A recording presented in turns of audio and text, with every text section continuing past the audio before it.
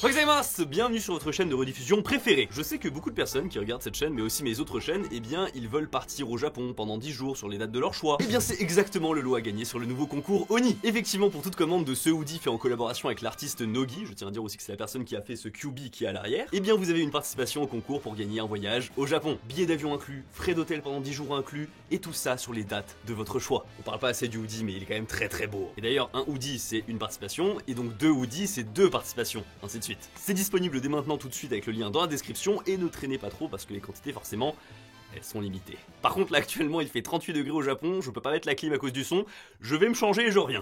Aujourd'hui, oh là là, nous nous sommes fait roast avec Tev par un article de journal, c'est totalement le titre de cette vidéo et on va réagir dessus. Alors pour le contexte mesdames et messieurs, nous sommes allés au Québec avec Tev il y a de ça plusieurs semaines maintenant et on a tourné forcément tout un arc Québec, hein, vous connaissez c'est la formule TV Louis, on va dans un pays qu'on connaît pas vraiment ou qu'on connaît un petit peu et on découvre plein de trucs et en fait il y a une charte graphique extrêmement précise à ces arcs, vous ne le savez peut-être pas, c'est obligatoire. On doit faire à chaque fois les sushis, le McDo, le supermarché et après ça peut, je crois que ça peut varier, c'est les 3 vraiment qui sont obligatoires à chaque fois qu'on y va et les autres elles peuvent varier, étant souvent il y a le KFC qui vient par là, la street food aussi généralement elle est obligatoire. Globalement c'est comme ça que ça se passe, c'est un arc TV Louis, on fait environ 7 vidéos sur place plus une bilan ce qui nous fait 8 vidéos. C'est très pratique parce qu'on fait ça très vite sauf que vous imaginez bien que tourner 7 vidéos bouffe en 3 jours. Et dans ce cadre-là, une des vidéos les plus faciles et les plus sympas à faire, eh bien, c'est de visiter un supermarché dans un pays étranger. Personnellement, j'adore faire ça parce que tout simplement, c'est le meilleur moyen, en fait, de découvrir qu'est-ce que consomment les personnes qui habitent dans ce pays. Donc, on l'a fait bien sûr au Japon, classico, on l'a fait en Chine, on l'a fait en Corée, on l'a fait au Maroc, on l'a fait à Taïwan. Tout s'est très bien passé. Mais cette fois-ci, quand nous sommes allés au Québec, il y a eu quelques vilains qui étaient pas contents. Et c'est justement de ça dont on va parler aujourd'hui. Voilà, parce qu'il y a des gens qui ont été malaisés, qui ont été frustrés quand on a été au supermarché. Parce qu'on a fait, en fait, on a fait comme d'habitude. Hein, on est allé dans le supermarché et on a pris des produits qu'on trouvait rigolos parce qu'on se dit putain, mais ça on connaît pas, donc on a pris, etc. Et forcément, le but, comme c'est un pays, ça parle français, et bien, ce qui est rigolo, c'est de comparer avec les valeurs françaises, typiquement saucisson, fromage, pain, etc. Voilà, c'est ce qui nous intéresse. Le but, je le dis comme ça au cas où, hein, parce que c'est ce qu'on a fait littéralement toutes les vidéos. Ce n'est pas d'avoir un panier représentatif de ce que consomment les gens sur place. Quand on a été à Taïwan, on a acheté des fruits et c'est tout. Je crois qu'on a acheté juste des fruits et des bonbons. Quand on a été en Chine, n'en parlons pas, en Chine, je crois que c'était n'importe quoi. Quand on a été au Maroc, on a acheté des jus et des bonbons. Enfin voilà. Ouais, l'idée c'est pas de faire un panier de courses. Et là, visiblement, on a tiqué, on a chatouillé des Québécois parce qu'il y a carrément eu un article dessus. Alors, il y avait personne qui râlait jusqu'à ce qu'il y ait l'article. C'est clairement l'article qui a fait que des gens ont râlé et qui sont venus sur la vidéo pour râler. Mais c'est cet article qu'on va découvrir aujourd'hui. Alors, mesdames et messieurs, pour des raisons bien sûr de harcèlement, blablabla, etc., je vais censurer la personne qui a écrit l'article et même là, le site. Hein, vous pouvez le trouver en 2 secondes, mais au moins sur ma vidéo, on pourra pas dire que j'ai pas fait ce qu'il faut. Le titre: 2 youtubeurs français visitent une épicerie québécoise et c'est aussi malaisant que vous pouvez l'imaginer.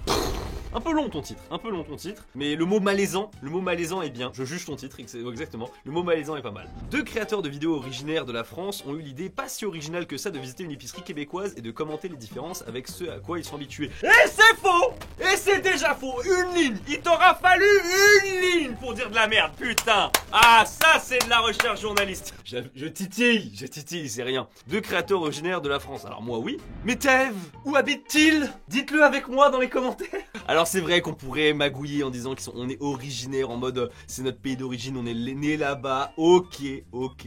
My bad. On continue. Une idée pas si originale que ça de visiter une épicerie québécoise. Pas si originale? Bah vérifions pas si original. Français, visite supermarché québécois. Écoutez, forcément nous on pop en premier, nous sommes là, voilà exactement, nous sommes là. Ensuite, il y a Gurky, mais ça n'a rien à voir. Plus gros supermarché asiatique du Canada, rien à voir. Enfin, là on a un format, donc faire ses courses au Québec, comment ça marche, etc. Ensuite, les supermarchés au Québec, Canada ou faire ses courses au Canada, ok. 2, supermarché au Québec, machin, c'est la même chaîne? C'est la même chaîne, on va dire on reste sur 2. Et 3, c'est la même chaîne. Écoute, je considère que quand il y a eu que 3 vidéos, c'est une idée plutôt originale. Voilà, moi c'est mon avis. Bon, je vais arrêter d'être insupportable et à commenter chacun des trucs, on va avancer quand même. TV Louis, qui ont chacun une chaîne YouTube consacrée à la découverte du Japon, séjournent présentement au Québec et ont profité de l'occasion pour alimenter leur chaîne commune de contenu bien de chez nous. C'est dans ce contexte que les 2 exotico-cuisinomanes ont exploré un IGA à la recherche d'aliments qui, selon leur point de vue, sont bizarres, étonnants, stupéfiants ou tout simplement mignons. Bah, il a compris le concept en fait. Bah du coup c'est... je crois... En fait il y a quand même une probabilité que cet article là, je vous avoue, il soit second degré. Enfin c'est... Je suis pas totalement sûr de l'info, mais je crois qu'il y a une part de second degré dans ce truc là. C'est ainsi que les deux vidéastes qui cumulent près de 3 millions d'abonnés YouTube sur l'ensemble de leur chaîne, je sais pas trop comment il a compté mais ok, se sont retrouvés dans un IGA de Dorval. Alors oui je sais ce qui va se passer déjà. Alors, je sais, j'ai même pas lu encore le truc, je sais très bien ce qui va se passer. Moi dans la vidéo j'ai dit IGA. IGA est le plus important regroupement d'épiciers indépendants au Canada.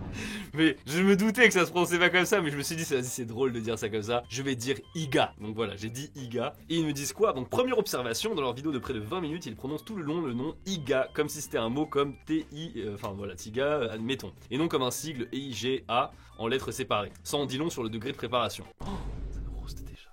Je tiens à dire qu'il n'y a justement aucune préparation. C'est ça le but quand on est allé à Taïwan, quand on est allé au Maroc, quand on est allé en Chine, etc. Il n'y a pas de préparation avant d'aller au supermarché. On se dit pas, il faut qu'on se renseigne quand même sur la filière, etc. Non, on ne fait pas ça. Dans l'épicerie, ils passent leurs commentaires sur tout ce qu'ils voient. Les canettes de liqueur dans les machines distributrices sont pas chères. Ouais, c'était vraiment pas cher, j'étais surpris. 50 centimes de dollars canadiens, c'est vraiment pas cher. Les grosses bouteilles de jus sont pas si énormes. Ouais, le pain tranché n'est pas tranché. Entre parenthèses, ce qui n'est pas faux. Je m'attendais, ça je suis un peu déçu, je m'attendais à ce qu'il ait l'explication parce que moi je me suis dit c'est pas possible. C'est écrit tranché sur l'étiquette. Forcément qu'il doit y avoir une astuce ou quelque chose qu'on comprend pas. Parmi les choses inacceptables qu'on entend, on peut citer, dès qu'on connaît pas la marque en fait, c'est que c'est québécois ou canadien, mais il y a quand même 2 ou 3 trucs qui ressemblent à des vrais fromages. Et quel est le problème? Attendez, Attendez, je crois que c'est les Québécois qui veulent tester les Français sur le fromage. Attendez, les gars. Vous êtes bien gentils, la poutine c'est très bon, votre fromage de squish c'est très bon, vous avez sûrement quelques fromages très sympas. Mais va pas falloir... Ah, non, à un moment donné, je sais pas ce que pense le chat là, mais à un moment donné, va pas falloir tester les Français sur le fromage. Excusez-nous. Excusez-nous, mais là, calmez-vous. Le fromage en France, gros, tu vas en France, même dans un supermarché, la qualité elle est stratosphérique. Pas les meilleures, mais dans un supermarché, tu peux avoir un traiteur déjà qui est sur place, qui te sert du fromage qui est déjà comme ça. Donc franchement ça. Et vu ce que j'ai vu du fromage au Québec, commencez pas à la ramener les gars. Comment? Allez. Non mais, encore une fois, je dis pour les gens qui vont pas comprendre, je le dis, je sais très bien, j'imagine qu'il y a des très bons fromages au Québec, mais c'est comme quand je dis qu'il y a des très bons sushis en France. C'est vrai, mais il y en a quand même des meilleurs au Japon. Vous voyez l'idée? Chipotle, ils ont pas su écrire Chipolata. Oh, écoutez, on n'a pas l'habitude de voir le mot Chipotle, hein, je savais pas ce que c'était Chipotle, excusez-nous, on n'a pas cette culture. Désolé, voilà, on savait pas. Et l'algonquin qui est fait à... l'algonquin, c'est un fromage fait à base de lait d'Indien. Ça, c'était une vanne.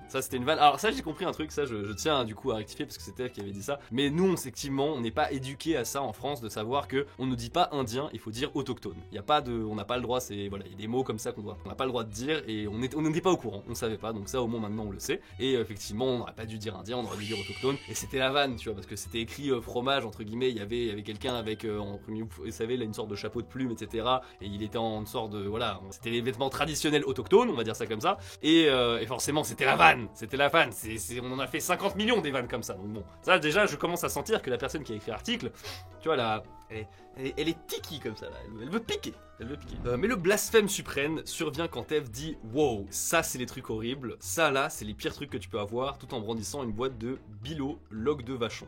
Vous êtes tant un truc de ouf, Bilo de log. Enfin, parce que moi j'ai pas trouvé ça fou, mais. Enfin, moi j'ai l'impression que c'est un peu l'équivalent de notre BN, tu vois. Enfin, je veux dire, s'il y a quelqu'un qui dit BN, j'aime pas, je suis en mode beau. C'est une religion apparemment. Ah, c'est une religion. Ah, bah c'est comme les BN. Oui, d'accord, bah c'est les BN quoi. C'est les biscuits nantais. Bah écoute, les biscuits nantais, moi je trouve ça. Je préfère les barquettes par exemple. Dans les commentaires, plusieurs internautes québécois ne se sont pas gênés pour leur dire qu'ils sont souvent dans le champ, pas à peu près. Hein? C'est une expression québécoise ça? Ça doit être une expression. Être dans le champ égale être perdu. Ok, bah avec le contexte on arrive à le comprendre, mais c'est bizarre, ils sont souvent perdus, pas à peu près. Mais même quand tu remplaces le mot, ça marche pas. Ça sent le chat GPT. Non mais être dans le champ c'est du pur québécois, ok. Parce que maintenant je sais que pour dire est-ce que c'est bien, vous dites est-ce que c'est correct. D'ailleurs l'accent c'était trop cool hein. L'accent c'est vraiment une norme sociale parce qu'à force de tout le monde le fasse, bah au bout d'un moment ça commençait à rentrer moi. Voilà, là j'arrive plus à le faire mais je me souviens quand j'y étais j'arrivais un peu à le faire mieux. Ouais voilà j'étais content, c'est bon. Pour quelqu'un comme Tev qui dit avoir habité au Québec pendant plusieurs années, tu n'y connais pas grand chose, mentionne l'un d'eux. Tev et son pseudo bah en fait c'est que Tev qui se fait rose, moi j'ai rien...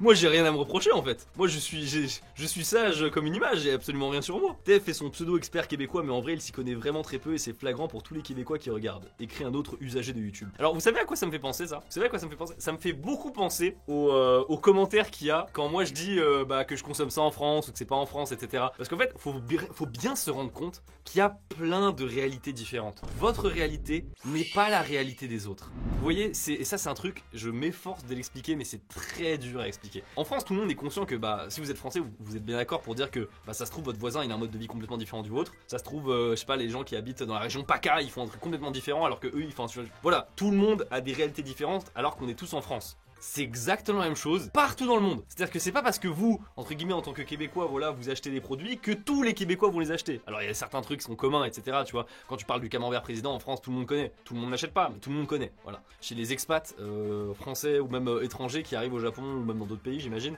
eh bien c'est que en fait, ils vivent une expérience, ils vivent leur expérience du Japon. Du coup, tout ce qui on leur dit du Japon, mais qui ne vivent pas actuellement, bah c'est faux pour eux. Vous voyez le truc? Bah voilà, bah, ça marche pas comme ça. Mais encore une fois, ça c'est pas un biais québécois, hein, c'est un biais humain. Enfin, littéralement. Sérieusement, vous devriez refaire cette vidéo, mais accompagné de gens du cru. Ça vous éviterait de nombreuses maladresses. Et sortez de Montréal après être passé au plateau Mont-Royal où plein de Français se sont établis. Ça vous donnerait une meilleure expérience. Indique quant à elle une troisième personne pleine de sagesse. Pleine de sagesse. Non, il y a du vrai. C'est vrai que bien sûr, on aimerait bien sortir à chaque fois du plateau Mont-Royal, etc. Mais en fait, tu t'en sors pas. La ville la plus peuplée ou la ville les plus connues, enfin les villes les plus connues, c'est quand même pratique pour nous, bah, pour avoir des échantillons d'un peu de tout, tu vois. Si j'allais par exemple à Sakakomi. Ouais, allez vérifier, j'y suis allé quand j'étais enfant, donc là-bas. Bah tu vas pas avoir des choses très représentatives non plus de tout le reste, alors que là le fait d'être, on va dire, dans les villes principales, bah c'est quand même un avantage. Donc ça je suis d'accord. Et par contre, vous devriez refaire cette vidéo mais accompagné de gens du cru, donc j'imagine que ça veut dire des gens, des locaux. C'est pas le but. C'est justement le but, c'est d'éviter totalement ça en fait. C'est que nous on veut découvrir avec nos yeux de français et pas à travers les yeux de quelqu'un qui vit ici. C'est tout l'objectif en fait, parce que si, enfin je veux dire, si entre guillemets on y va avec quelqu'un qui habite là, imaginons on y était allé avec Gurky, bah c'est simple, hein, bon et encore Gurky c'est un youtubeur donc il aurait agencé le truc, mais imaginons on y va avec quelqu'un qui est juste un habitant du coin et qui nous fait ses courses, bah qui nous donne les courses et qu'on déguste direct, mais c'est pas intéressant en fait. C'est pas ça le but de la vidéo. Le but de la vidéo c'est d'aller trifouiller, d'aller voir s'il y a pas des fromages entre guillemets qu'on connaît pas, d'aller voir s'il y a pas des trucs qui nous choquent, qui sont rigolos. Et en plus je comprends pas parce qu'il l'a dit au début de l'article. Il l'a dit que bah, justement l'objectif qu'on a, c'est pas à la fin de ressortir avec un panier moyen d'un québécois. C'est pas ça du tout l'objectif. L'objectif c'est de ressortir avec des produits dont on a foutre aucune idée de ce que c'est et de les tester, c'est tout. Ce serait effectivement un bel exercice et un autre bon article du sac de chips. Un québécois traîne 2 youtubeurs français dans un IGA. Ça c'est juste pour toi. Et du coup il leur montre les vraies affaires. Bah écoutez, j'ai dit ce que j'avais à dire, hein. Voilà, ça c'est pour l'article. Alors j'ai plusieurs choses à dire encore dessus. Attendez, je me suis fait des petites notes. Si vraiment voilà, il y a quelqu'un qui nous amène dans le supermarché ou qui nous fait découvrir en fait directement avec un local, c'est vraiment un autre format de vidéo et c'est un peu ce qu'on a fait typiquement avec Gurky dans la vidéo petit déjeuner. Il y a des gens qui ont beaucoup dit dans les commentaires, ouais mais personne n'achète ça au Québec. Ça, c'est un truc sur lequel je veux commenter parce que c'est pas possible. Je veux dire, si tu pars du principe que l'objet, enfin le produit, il est dans un supermarché, c'est pas possible qu'il se vende pas. Enfin, en fait, il peut pas résister. Au bout d'un moment, le patron du supermarché, il voit que ça se vend pas, il le retire. Donc si c'est là, c'est qu'il y a des gens qui le consomment. Et des gens, on va dire une quantité de personnes non négligeable du coup. Et c'est ça qui est intéressant dans le fait d'aller à un supermarché, c'est justement de voir les produits que les gens consomment. Donc les gens qui disent ouais mais vous avez pas pris des produits représentatifs, etc. Alors certes c'est pas représentatif, mais c'est des produits qui sont consommés ici. Enfin qui sont consommés du coup au Québec. Voilà, ça bouge pas. En tout cas de mon avis ça bouge pas. Et du coup maintenant on peut se poser la question, pourquoi cette fois-ci dans cette vidéo là, parce qu'on en a fait plein des vidéos supermarchés, pourquoi celle-ci il y a eu 5% de gens qui n'étaient pas contents? Oui parce que bon, je fais genre il y a eu un drama de ouf depuis le début de la vidéo, mais en vrai il y avait pas beaucoup de gens. Enfin je veux dire c'est quelques commentaires et forcément à cause de l'article ça a ramené du Québécois sur la vidéo qui était pas content, mais sinon il y avait pas tant de monde que ça. Mais c'est pour être intéressant de comprendre qu'est-ce qui s'est passé, pourquoi en tout cas ça a frustré les gens plus que d'habitude. Et j'ai ma petite théorie à ce sujet, c'est que pour la première fois il y avait un public qui était concerné. C'est-à-dire que bien sûr on fait les vidéos pour la francophonie et quand on a fait les autres pays, donc Taïwan, Chine, Corée, bah il y a pas tellement de Français qui habitent, enfin il y a des Français qui habitent là-bas, mais pas énormément proportionnellement. Alors que là au Québec forcément on a quand même un pourcentage, je crois que c'est, faudrait que j'aille vérifier, mais je crois on a quelque chose comme 10% comme ça de nos viewers qui sont là-bas. C'est quand même quelque chose 10%, tu vois. Et c'est pour ça je pense qu'il y a des gens qui étaient frustrés de voir ce qu'on fait d'habitude, mais chez eux ils se disent mais en fait ce qu'ils font d'habitude c'est n'importe quoi. Mais oui. Mais oui, le but ça n'a jamais été entre guillemets de faire comprendre quel était le panier moyen d'un consommateur du pays, ça n'a jamais été l'objectif. Mais je tiens quand même à faire un petit astérisque là-dessus, c'est que pourtant quand on est allé au Maroc, il y a quand même pas mal de Marocains qui parlent français, il y a pas mal de gens marocains qui ont regardé les vidéos, il n'y a eu aucune réflexion. Du coup ma théorie tombe un peu à l'eau là-dessus, c'est que je me dis mais qu'est-ce qui a pu se passer? Et ma seule hypothèse que j'ai retenue, c'est que finalement les Québécois, vous êtes plus français que ce qu'on pensait. En tout cas vous êtes plus français que ce que vous pensez, parce que vous êtes quand même pas mal râleurs.